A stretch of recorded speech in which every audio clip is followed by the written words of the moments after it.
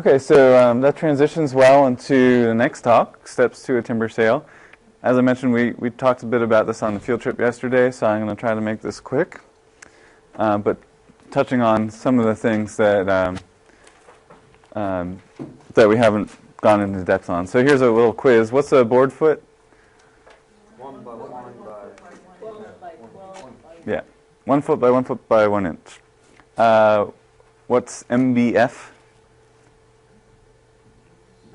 board foot. Oh, million board foot.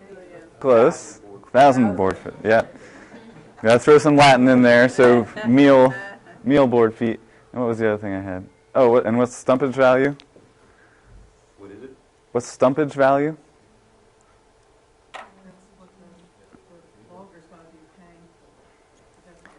No, close.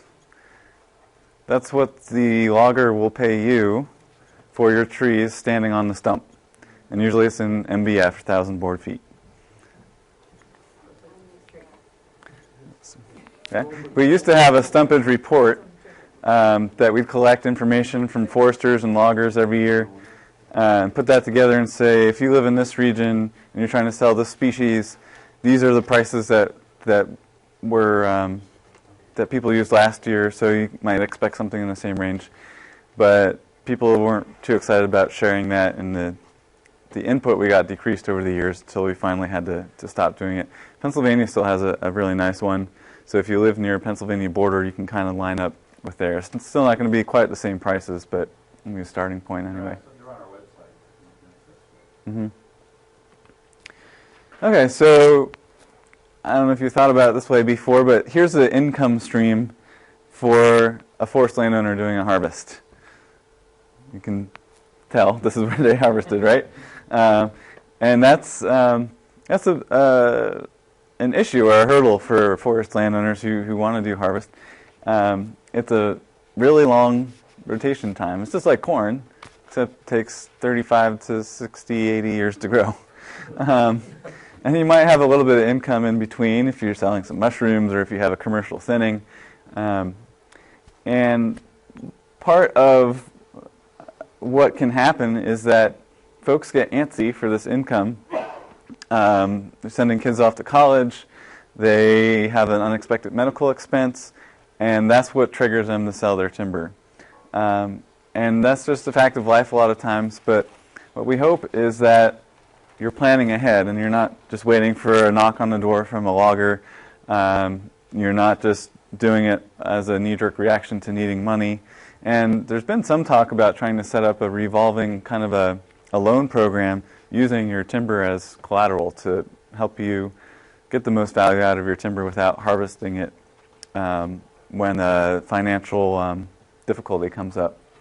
So the other steps besides planning are hiring a consultant, choosing your management system, choosing your sale type, inviting bids, signing a contract, monitoring your harvest, and then going back and modifying your plan for the future. So this is what we're trying to avoid on a small scale, but if you multiply this on the size of your forest, we don't want to create more damage than good by doing a forest harvest. Yeah. And he's surprisingly happy about it. I still don't understand that, but yeah. Okay, so you want to sell your timber when it'll best accomplish your goals, and not because someone made you an offer. Well, there's an exception. It's an offer you can't refuse, but hopefully that's not the case. So part of planning is having that forest stewardship plan. Going through that process is going to lay out many years in advance, a lot of the times, when the best time for you to do that harvest is going to be. And DNR County Forester, like Mike, can help. And when they help you, these might be a little out of date, they might be a little higher now. But these are kind of the range of prices you might expect for that. It would be, I'm not sure if I mentioned to the whole class, but you can also go to a private forester, and we'll talk about the difference in a minute. They'll probably charge you more, but you probably get that plan done sooner. Someone here mentioned that the timeline they heard was something like a few years for a county forester to be able to help you just because the waiting list is that long. That depends on county. Yeah, a lot. Very low rate here. Mm-hmm. Also indicate they wouldn't go into another 10 acres, Yeah, and they're so again, this is a little out of date. Now, they've had a new directive in the past couple years where they've been told to focus their efforts a lot more, and they can do properties of more than 10 acres.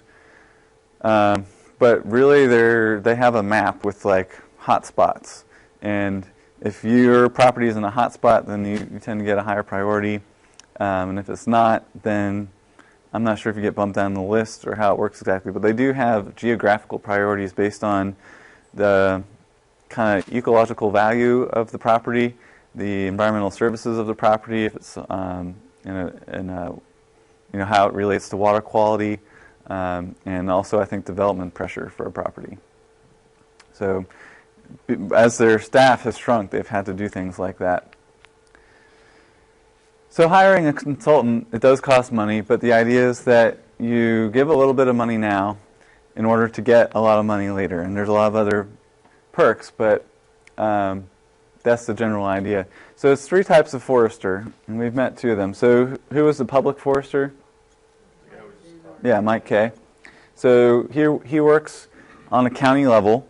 Many of them work for more than one county because they've had staff reductions, and that's part of the way they've dealt with it. They work on a county level, but they are employed by the state of Maryland DNR Forest Service. They can help develop forest stewardship plans. They cannot handle commercial timber sales. That's just part of their job description. They're not allowed to get involved in that. Delaware, on the other hand, the state foresters can do that, so it just varies. A consultant forester, what's the consultant forester we met? 2 yesterday, right? Yep. Yep.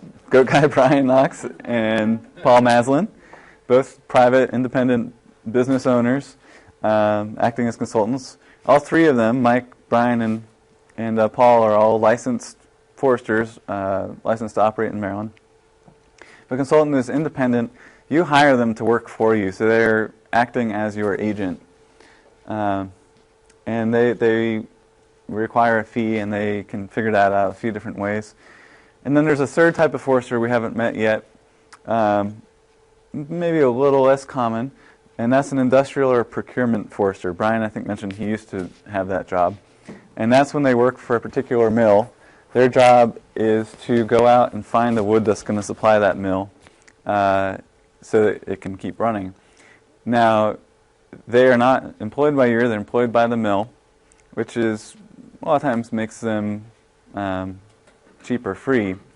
But it means that they don't they don't necessarily have your best interests at heart, but most of the time, I'm fairly confident in saying most of the time they do, because most of the mills still in business are in business because they have good business models, and they realize that they need to build long-term working relationships with landowners in order to have long-term supplies of timber. I've worked with about 3 of them very closely, and I have very high respect for all of them. So they're not necessarily someone you have to avoid. You just have to keep in mind that they're not working for you. So why do you want a consultant? Well, it's kind of the same question as why do you want an architect involved in the building of your house? Are you just going to tell a building contractor, I want a house with some windows and doors and maybe a living room, and let them go for it? Probably not. You probably want a plan in there, right? And that's where the architect comes in. So it's the same idea with a timber sale. This does happen. A lot of people do work directly with a logger, but the logger is not a licensed forester. They may have some training, especially if they're in the master logger program. They've at least had a basic course in forestry, very basic course. But they're out there to make money, and most of them probably are not going to try to rip you off, but still they don't have the knowledge and training to know how to get you the most ecologically sound and productive forest in the future. And that's where the forester comes in. And on top of that, forester knows the market and knows how to get you the most money. Mm-hmm. In that cycle with the logger you just had up, is the mill Where's the mill in there? Well, there's a few different situations. Sometimes the logger will be, occasionally the logger is employed by the mill. That doesn't happen too often. A lot of times they're contracted by the mill. And then sometimes they're an independent third party where they're directly buying the timber from you and then finding someone else to sell it to. If they're contracted by the mill, then generally the mill is the one buying it from you and the logger is just the in-between. Yeah, you might. So there's a few different ways that consultants might collect their fee. It could be 10 to 15% of the sale. That's just a general range of the total of that income you'd be receiving. It might be a per diem or it might be hourly. And here's just a fictional case study to help you see the difference between working directly with a logger and including a forester. So if you have 200,000 board feet that you're selling, first of all, the forester is probably going to be able to get you a higher price for that because the loggers know that they can't pull one over on them, and he knows what you should expect and can advise you to just wait if you're not going to get that. So that gives you a higher gross revenue. And then, let's see. So eventually you end up with a higher net as well.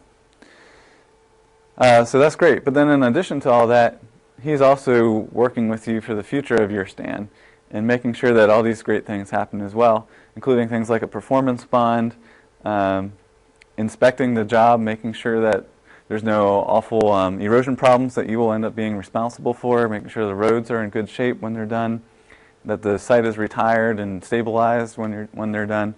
So there's a lot of reasons to use a forester. Mm-hmm. What's the logging and management? Let's see. Yeah. 54,000 is a logger, 4,200 forester. Right. So. The Yeah. So concept this of is how this is defined. So for the logger, they're basically. That's how much money you're not they're- getting from the Right. Some's to pay So the this is not stumpage. This is the mill price. So this is the amount they're taking off of that. I think that's how this worked. yeah, So then, in the case of percentage. the forester, it's a different formula. They're taking a lump per 1,000 board feet plus a percentage. So. Okay, so how do you find the right consultant for you? Talk to friends and neighbors who have done timber sales. Ask for their recommendations. Ask for, if you don't have that resource, you can ask for, just contact, cold call consultants, ask for references. You might even go out and look at a job site. Ask about their prices and services. Again, every forester needs to be licensed in Maryland, so you can just double check that on the Board of Licensing website if you'd like. If they also have an SAF certified forester credential, that's an even higher level of certification. A lot of them in Maryland don't have that just because the state already requires them to have a certain level of credentials. And then final thing, just make sure you get along with them because this is intended to be a long-term working relationship, and you want to make sure that your personalities just don't clash. So when you've decided to hire a consultant, you want to enter into a contract. And that contract will stipulate what you're asking of him and how much you're going to pay. So that may include a stewardship plan. It will probably list a lot of these services in terms of what they're going to do for that actual sale. And then how they're going to charge you. And no handshakes. And this especially goes with if you do happen to work directly with a logger as well. Handshakes are non-binding, so we want to avoid that. You can do those in addition, right? Yes. Never touch a forester. No. So these are the kind of the management options you have available. We've already talked about all of them, I think. Any questions about those? Okay. So the next thing once you select your management system is having the forester go out and marking the trees. And this sounds just like a formality kind of, but it really is the action that determines the future of that forest, right? Because as soon as they mark a tree, that tree is gone pretty much. And the other trees will remain. So this is a very important activity. And we talked about this yesterday. You can do it up at eye level and at the stump just as a kind of security measure. And you always have a certain way of marking? Yeah, I mean, every forester might have something slightly different, but it's fairly universal. So then there's several types of sale payment systems. And Paul yesterday was talking pretty much exclusively about lump sum. He had a way of breaking it up over time. But basically the idea is you get all the money before the first tree is cut. Some of it's when you sign, some of it's later on, but you still get all of the money. That amount is settled based on the standing trees. And that is definitely what you want to look for. It's always preferred by landowners. These other two are preferred by the mills and the loggers because they don't have to put all that money up front before they see what's inside the trees and before they can start making a profit on them.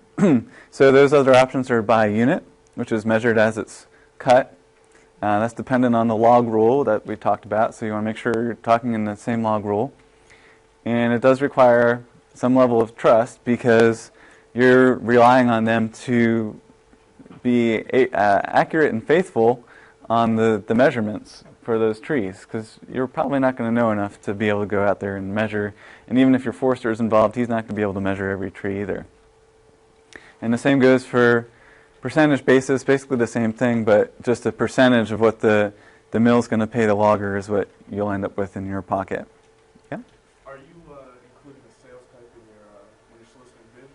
Or is that Yeah. later down the line? It would be in the bid. Yeah. Are there any statistics about what the yield is from a harvest? So you cut the trees, you send them to the mill. Mm-hmm. Is there any data out there that says how many board feet? Well, that's what those tables are. They're based on formulas developed over a lot of research that went into if this size tree goes into the mill, this number of board feet comes out the other end. And like we talked about, every rule makes different assumptions about part of it's the taper. So like we said, trees are a cone, right? They're not a cylinder, which is part of the reason it's always an estimate. And the biggest assumption the rules make is in the amount of taper in that cone. And different species have different amounts. So it's always an estimate, basically. Does that answer your question? Okay. So the type of sale that Mr. Morgan did, didn't they have a deposit? Is that deposit? Well, that's separate from this. Yeah. Do a lump sum and then a deposit as well? Yeah. There was the performance bond would be the deposit. They also had a down payment that was required at the time of signing. 5%. Yeah. Which I would say would go into like a lump sum kind of concept. Right. He could do the lump sum? No, I want Yeah. a percentage for you. Got paid for you. He got paid a percentage? No, I want, if you want the lump sum, I'm going to want a percentage. We'll fight that out. I'll be the logger, you'll be the... Okay. We can do a role play later. They studied for you. All right. So we talked about this as well. You saw an example of that bid invitation, and it includes all the characteristics of that stand. If you get a lot of bid offers, bids back, you can think about the price you get. Paul said he always takes the highest bid, which the way he explained it made a lot of sense. But there might be some reason that you end up with a really high bid with a logger with a less than stellar reputation, and then you might take another one. You can look at the qualifications of the logger if they're a master logger. If there's only a few, you always have the right to reject all of them and not actually do the sale at that time and wait for the prices to improve. Or you can do that and then contact other loggers directly and try to work something out aside from the bid process, or you can just postpone the sale. Yeah, but if you postpone a sale, you're going to be paying the consultant for the expenses that he's invested, which is going to be a lot of money. Yeah. You can't But is it a lot of money in comparison to the value of the timber that you're talking about? You got to weigh those things. And how much more you could make maybe if you didn't Right. decide to wait. Yeah. So it's not a decision to take lightly. So again,